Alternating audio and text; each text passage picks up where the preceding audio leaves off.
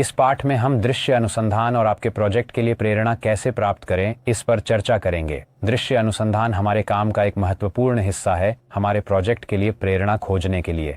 ये शायद सबसे सुंदर क्षण होता है जब हम किसी प्रोजेक्ट के करीब जाते हैं, क्योंकि यह हमें कलाकारों, डिज़ाइनरों के काम के माध्यम से, कृतियों के माध्यम से, लेकिन उन चीज़ों के माध्यम से भी जो दृश्य क्षेत्र और ग्राफिक्स से सीधे जुड़ी नहीं होती, प्रेरणा खोजने की अनुमति देता है। अक्सर प्रेरणा वास्तुकला के माध्यम से, एक सैर के माध्यम से या हमारे चारों ओर की प्रकृति के माध्यम से भी आ सकती है। दृश्य अनुसंधान का उद्देश्य हमारे प्रोजेक्ट के लिए एक पृष्ठभूमि तैयार करना है, ताकि हम इसे गहराई से समझ सकें और यह भी जान सकें कि अन्य लोगों के कामों के माध्यम से यह प्रोजेक्ट कैसे विकसित किया गया और कैसे देखा गया, लेकिन साथ ही प्रयोग के लिए जगह छोड़ने की स्वतंत्रता भी हो।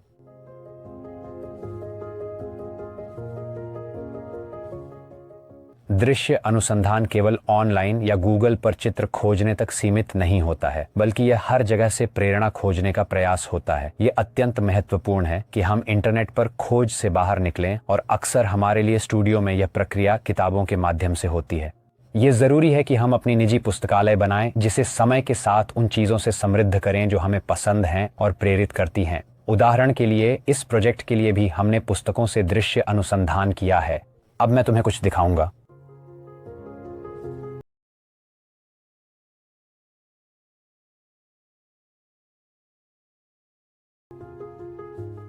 जिस किताब को हम देख रहे हैं वह फ्रांसीसी डिज़ाइनर पियरे चारपेंट की एक मोनोग्राफी है। वह हमेशा एक बहुत महत्वपूर्ण स्केच चरण से शुरू करते हैं, क्योंकि उनकी दृश्य अनुसंधान का हिस्सा कल्पना है। वस्तुओं, अंतःक्रियाओं और कभी कभी रंगों के धब्बों की कल्पना करो, जिनके बारे में उसे भी नहीं पता होता कि वे वस्तुएं बनेंगी।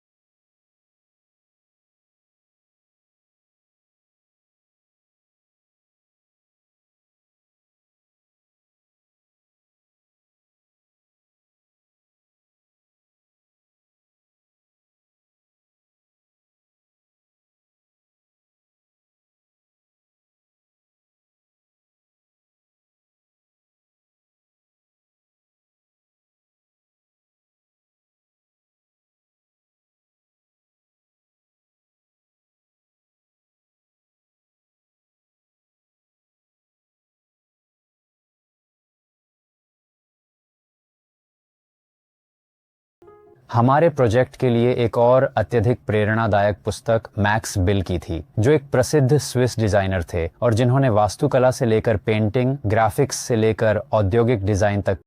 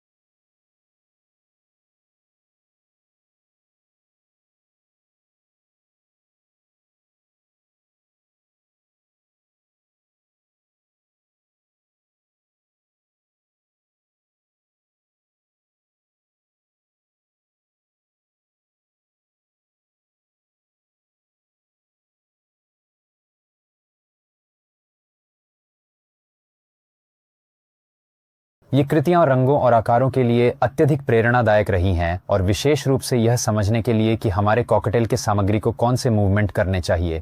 दृश्य अनुसंधान करना अत्यंत आवश्यक है ताकि हम मूड बोर्ड के चरण और विशेष रूप से स्केच के चरण में आगे बढ़ सकें। चित्रों का संकलन करना, शब्दों का संकलन करना, लेकिन स्वतंत्र रूप से विचारों का संकलन करना भी अत्यधिक महत्वपूर्ण होता है। अगली कक्षा में हम मिलकर अपने अंतिम प्रोजेक्ट का मूड बोर्ड बनाएंगे।